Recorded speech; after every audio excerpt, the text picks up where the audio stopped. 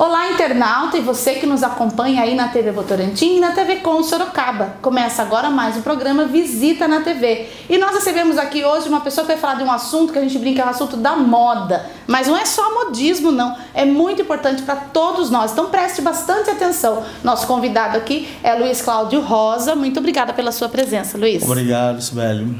E olha o que ele vem falar, de energia solar. Que será que essa tal energia... Já começa assim, né, Luiz? Acho que o pessoal já fala pra você, e agora com esse negócio de apagão, energia elétrica aí, tudo muito caro. Como é que eu faço pra ter na minha casa? Mas primeiro vamos saber o que é, como que funciona esse sistema, para as pessoas entenderem, porque no Brasil não tem muito essa cultura. Tá tendo, tá começando, mas não tem muito, né, essa cultura nas residências de já ter a energia que já deveria existir, né? Mas... É verdade, é verdade. É muito oportuna essa oportunidade, porque muita gente confunde energia solar com aquecimento de água. Na verdade, essencialmente, as duas são energia solar. Tudo vem do sol. Tudo vem do sol. O sol é aquela fonte de energia inesgotável, renovável e sustentável, né? Portanto, não poluente. Mas aquecimento de água é chamado de energia solar térmica, ou seja, você usa o sol para aquecer a água. Então, as placas que você coloca em cima da sua casa, no telhado, são as placas para circular uma serpentina de água que, com o sol incidindo sobre ela, aquece aquela água ali dentro e essa água é armazenada num boiler. Tudo funciona de uma forma hidrotérmica, né? Uma hidrodinâmica térmica, né? Onde a água quente circula sem motor. Né? Quando ela aquece, ela fica mais leve, quando ela está fria, ela está mais pesada. Então, a troca da água do boiler com o aquecimento da placa, ela se dá por uma hidrodinâmica térmica, né? Então ela vai aquecendo e volta para o boiler. Que é essas placas que a gente costuma ver quando vê nas casas, para aquecimento de água em geral, da casa toda, né? Exatamente. Ou do comércio, né? Exatamente. O que tem de novidade agora para o Brasil, que é uma coisa ainda recente aqui, mas que já está bastante usada em outros países, no Japão, na Europa, largamente utilizada, é a energia solar fotovoltaica. Então você tem também placas que são colocadas no telhado, porque é a condição onde o sol incide com maior intensidade, sem obstruções. Mas essa energia solar, na verdade, a luz do sol, ela é fotovoltaica. Ela converte fótons, que é a unidade de intensidade de luz, né, em elétrons. Né? Então, a placa, a energia solar, ela é a conversão da luz do sol em elétrons. Esses elétrons, eles são levados até um equipamento eletrônico, que é um inversor, que transforma a energia em DC, né, com questão técnica, energia contínua, em energia alternada. Né?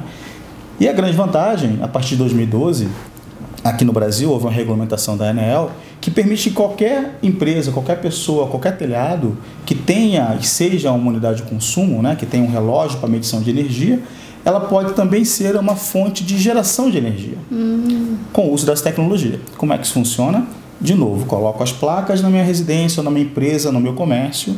Essa energia gerada, ela é convertida em energia AC, que é a mesma que vem da rede, da rua, né?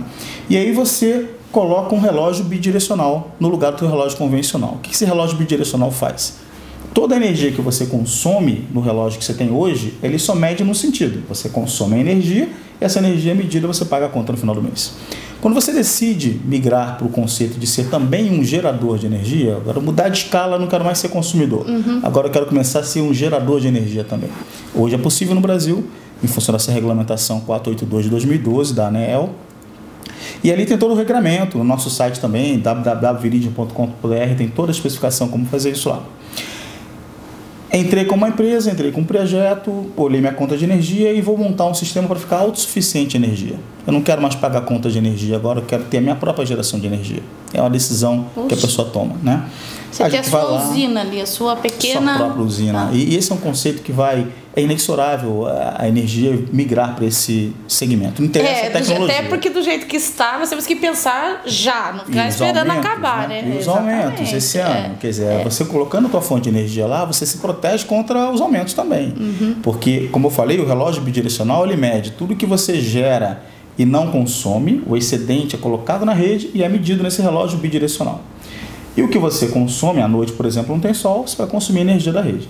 Então, o que você consome à noite também é medido. E no final do mês, você vai pagar a diferença entre os dois. Então, dependendo de como você dimensiona o sistema, você pode minimizar a tua conta de energia a um valor mínimo, né? Com isso acontecendo, não interessa o aumento. Se o aumento for 50% e estão dizendo que vai vir... já começou, já. Começou esse ano e a energia no Brasil não vai ser barata. Porque precisa da água e nós estamos com um problema de crise de água. Então, Exato. tudo, né, aqui, infelizmente, nem a eólica ainda é uma realidade no Brasil. Exato. Então, a energia solar, ela tem um outro fator, comparativamente à eólica, por exemplo. Você falou da hidrílica, né, que é a energia das usinas hidrelétricas. Elas todas são concentradas, né? Você tem as geradoras de energia que estão lá longe no Brasil, em algum lugar, né? Normalmente longe dos centros de consumo. Por questões óbvias, você não consegue fazer um alargamento no centro de consumo, como São Paulo, Rio de Janeiro, você consegue fazer com essa tecnologia. Com o solar, como ela é uma tecnologia modular, olha que interessante, você pode montar uma pequena usina de acordo com a tua necessidade. Eu vou botar uma usinazinha na minha casa, e a minha casa passa a ser uma fonte de geração de energia na intensidade ou no volume de energia exatamente do que eu consumo. Olha que legal. Então você deixa de ser um elemento que pesa na demanda de energia global e passa a ser uma ponte de geração de energia. Não é? Porque quando você não consome, como eu falei, ela é medida, ela é jogada para fora, e a concessionária pega essa energia e vende para outros que estão usando naquele horário de pico. Você está fora da sua casa, não está usando energia durante o dia, está trabalhando normalmente, então tudo que está sendo gerado está sendo disponibilizado para outros, para a indústria, por exemplo. E aí à noite, quando você vai chegar em casa, vai ligar a sua televisão, vai tomar o seu banho, vai fazer a sua refeição, vai acender as luzes, etc., você passa a consumir, o sol não está presente, portanto você consegue consumir da energia da rede e isso é compensado no final do mês. Aquilo que foi, aí tira, faz esse débito e crédito, aí você fica sempre no crédito. Se você for pensar hoje que brasileira, a maioria, todo mundo trabalha, durante o dia vai. E à noite, claro, você larga a casa inteira acesa, né? Fique 1 hora no banho, aquela coisa. Tem gente usando isso como estratégia até para poder consumir mais, veja bem, porque aí você tem uma perfil de consumo X e você quer usar mais alguns ar-condicionados, por exemplo, na casa, você bota o sistema com um pouco mais de capacidade de geração e pode até aumentar o teu perfil de consumo, né? É um investimento caro. Então essa não é a pergunta. barato. É um investimento caro, mas tem um retorno ao que? Longo, médio e longo prazo? É um retorno certo. A primeira coisa importante é colocar como quebra de paradigma, a gente não está falando de um retorno incerto. Não é um investimento que você faz na bolsa e eventualmente você ganha ou perde. De novo. Compra lá as ações do Ike Batista e pronto. Perdeu tudo. Certamente não é um bom negócio. Não. Mas com energia é sempre um negócio. É como comprar imóvel. Imóvel raramente vai ser um mau negócio. Né? Porque no caso da energia, você está comprando uma fonte de geração de energia. O retorno desse investimento ele é alongado, né? Há 8 anos, tipicamente, dados de mercado, em torno de 8 anos, depende do tamanho do sistema. Quanto maior o sistema, menor o prazo de pagamento. Né? Quanto menor o sistema, é um pouco mais alongado. Né? É inversamente proporcional, porque os custos, alguns custos são fixos e outros são variáveis. Então, digamos, tipicamente 8 anos de retorno de investimento. Poxa, Luiz, muito dinheiro. Vou botar 50 mil reais, 40, 30... 100 mil reais numa casa de alto padrão para retornar em 8 anos, não quero isso. Tá bom, mas muitas vezes a pessoa faz a opção de botar um carro na garagem. Vamos fazer um paralelo? Um carro a mais na garagem, um carro extra, não vou dizer um carro de necessidade, um carro extra. Esse carro custa esse mesmo 50 mil reais de que um sistema de geração solar. Vamos botar uma projeção de 10 anos só. O sistema dura 30 anos. 25 a 30 anos é o tempo médio de vida útil de um sistema solar que você põe na sua casa. Já um carro, você pôs esse mesmo dinheiro, tirou da concessionária, já tem depreciação 15, 20% no ano. Depois você tem todos os anos depreciação a mais. Você tem manutenção, você tem revisões, você tem seguro, você tem IPVA. Então, se você botar na ponta do lápis tudo que isso vai te pesar em termos de custo ao longo de 10 anos só, você pagou 2 carros. Ou mais. Dependendo da época dos ou juros. Mais, né? Para ter um na garagem. Provavelmente você não vai ter ele 10 anos lá. Né? Você vai ter feito trocado por outro e feito outro investimento. Com o sistema solar, você tem lá os 8 anos ou 10 anos para retornar o investimento para o seu bolso. É você botar de novo no seu bolso o dinheiro que você despendeu. Mas a partir do dia que você colocou o sistema, você já começa a economizar. A economia na conta, exatamente. Naquele dia. Né? E aí, ao longo de 10 anos, eu retornei meu investimento, é verdade. Mas você tem mais 20 para ganhar dinheiro. Pronto, então, com o dinheiro acumulado em 30 anos, você, mesmo dentro dos 10 anos, você compra não um carro, você compra 2. Então, essa é a conta que as pessoas precisam quebrar. Isso que precisa mudar, o que é barato, né? O caro é o que você não usa. Isso é caro. E que só te dá gasto, né? Só te dá gasto. Isso é muito caro. Né? E coisas que são investimentos, investimento não é caro. Investimento é bom. É como a gente fala, um imóvel, um terreno, ou seja o que for, nunca é caro isso, porque investiu, né? Não vai necessariamente dar um retorno imediato, vai ser um retorno, às vezes, em longo prazo, né? Mas o retorno é certo. Então, investir em geração própria de energia é um retorno certo. E como eu falei, a questão é inexorável.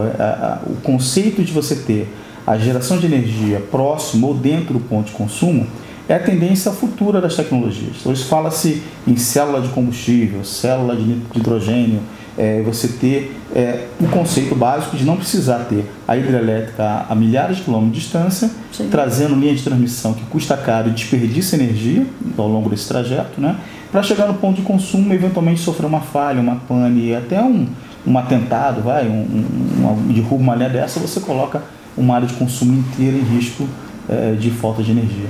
Ao passo que a geração distribuída não. A geração distribuída você tem o conceito de você ter as células de geração distribuídas dentro do próprio ponto de consumo. E Luiz, hoje quem consome, quem compra esse tipo, mais o pessoal de indústrias, de empresas, que claro, é maior, é tudo muito macro, né? Ou já as residências num padrão maior, as construtoras estão pensando pelo menos nesse investimento, já colocando lá. Porque na hora que vai fazer o planejamento, já põe lá na planta, né? Como a gente fala, né? Então, está existindo isso já no Brasil? Os dois lados, né? Mesmo as indústrias que são mais reativas ao investimento mais alongado, né? Elas já estão pensando, em função do aumento que houve esse ano, teve aumentos muito significativos. E daqui a pouco fica sem energia. Exatamente, né? Esse é um outro ponto importante. Como ficou sem água, sem interromper, como ficou sem água. Quantos lugares, indústrias que não tinham ou não têm os poços e não conseguem fazer do dia para a noite, ficaram sem água. É verdade. Então o prejuízo é muito maior. Então o que acontece é assim, todos os segmentos estão olhando a necessidade de redução de gastos energéticos, né? Tanto residencial quanto empresarial e industrial, principalmente industrial, porque eles estão com muito peso e tem uma perspectiva econômica mais assim, ácida esse ano, né? Com demandas reduzindo, custos subindo e demandas menores, né? Faturamento menor e custos mais altos, que nenhum empresário gosta de ouvir. Isso é global, né? O empresário tem a visão, não é só no Brasil. Está vendo como está a China, como está os Estados Unidos. Então... Exatamente. Então aqui, eu diria que aqui a gente teve uma situação um pouco mais agravada por conta dessa crise hídrica, né? Que traz um impacto adicional para a economia. Mas o grande benefício que a gente tem observado, o grande interesse dos mercados é em buscar formas de reduzir gasto de energia. Então, o que a Viridian faz como proposta empresarial, mercado, quando nós concebemos a empresa, o objetivo era, nosso lema é sua economia, nossa energia. Né? Então, o trocadilho, que pode ser energia solar, que é o que a gente vende, ou eólica de pequena capacidade, mas a nossa energia empresarial, a minha, dos meus sócios, a energia da empresa, é realmente buscar formas de deixar o cliente mais satisfeito, gastar menos e ter melhor benefício, eficiência com o gasto dele. Né? Então a gente tem 3 estratégias para isso. Uma delas é essa de geração, cogeração, tanto para a indústria como para a residência, ter a sua casa como fonte de geração de energia. É um investimento maior, um prazo de retorno um pouco mais alongado, mas um investimento também certo. Né? E uma tecnologia sustentável, que a gente defende como bandeira na empresa, ecotecnologia, né? Que a gente tem com o nosso sobrenome, ecotecnologia, é ter soluções sustentáveis. A segunda estratégia é com iluminação. Né? Muitas empresas subestimam o quanto eles gastam com iluminação, acham que é pouco. E a gente faz um trabalho, a gente faz uma prospecção, faz uma fotografia da realidade toda uma dele, consultoria do que... A gente levanta os dados técnicos, faz o projeto de engenharia e demonstra para ele quanto na conta de energia dele a iluminação significa, porque ele não sabe disso. Ele sabe a conta total, acha que gasta muito com ar-condicionado, ou com maquinário, ou com processo produtivo, e subestima a questão da iluminação. A iluminação, hoje, a gente consegue substituir toda a aplicação, seja ela residencial, empresarial ou industrial, com tecnologia de LED. Né? A gente tem parceiros com tecnologia LED e a gente consegue fazer o que chama de retrofit, que é você trocar o que está instalado por um novo que dá a iluminação melhor ou equivalente, com um consumo de energia muito menor. Então, por exemplo, uma fluorescente de 40 watts a gente consegue trocar por 18 watts. E sem o reator, que é uma peça que queima também. Né? Na sua lâmpada queima também o reator.